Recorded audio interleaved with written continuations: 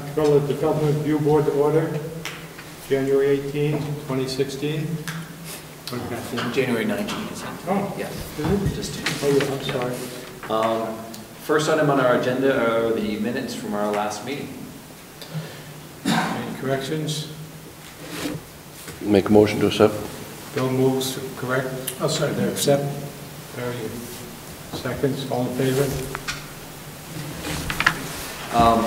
Next item on our agenda this evening is the disclosure of any ex parte communications or conflicts of interest regarding the matter before us this evening. Ready? Seeing none. Don't see any. We do have one application this evening. Patricia Lyons at 147 to 151 Northside Drive.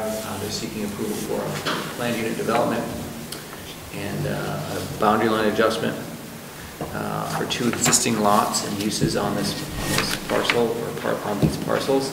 The application review panel did review this application yesterday. They did recommend approval, however, since it's a little bit confusing about how the lots are being reconfigured, they did ask that the applicant explain to the board this evening how that was going to play out. So David Spur is here this evening to explain that to us. I'm David Spur with Blaze Design, and I was asked, as you say, to do a boundary line adjustment between two existing lots. She currently owns four, one on this side of the railroad tracks, one right here, both of which are not being at all disturbed with this boundary line. The second and third and fourth is currently under the, as I'm showing, with a green line, and it's currently divided here, running through this building, and approved in 1983, I believe it was, with a contention that if the line ever went in place and sold, that the building would come down. It has never been sold, thus the building is still in place. They would like to do a boundary line adjustment to reflect a residential unit and a commercial unit. And the new line would be the orange line as I'm showing. And then because it's in a direction towards the estate, one child or the other would get the residence and one would get the commercial side. Any questions? Bill? The gravel drive, is that going to stay as a right-of-way down through?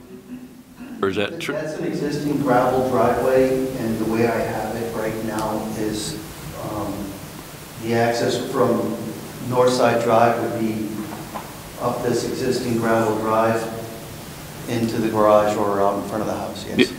But is it going to remain as a right-of-way to this commercial property? Or is it going to be on the residential? Yeah, but it also goes back to the. Does it crosses a couple times? The commercial property can access the back through the gravel drive that's shown on this side. Okay, all right. So it does not need to have an access easement or right of way. Okay, all right. Through the quote residential side. Any other questions? Dan? Are there any regulations, and I should know this, about the fuel oil tank and its location relative to the property boundaries? If we look at the commercial lot, the fuel oil tank, it's kind of in the lower left corner, is very close to the property line. Is it a propane tank or a? These are all fuel oil tanks. Oh, yes. The ones up in the corner there. Here? Yeah. There's no... These are large storage tanks, 10 and 30,000, 10, 15, 30,000 gallons. At the rail. There's no land use regulations. If there are any regulations, that would be with the Fire and Life Safety Code. And certainly if they are running afoul of that, then they would have to be removed, yeah. Yeah, they're pre-existing. Yeah. Any other questions? Need a motion? Barry? I'll move to approve. Barry moves to approve. I'll second. Charles seconds. Any discussion on the motion? All in favor?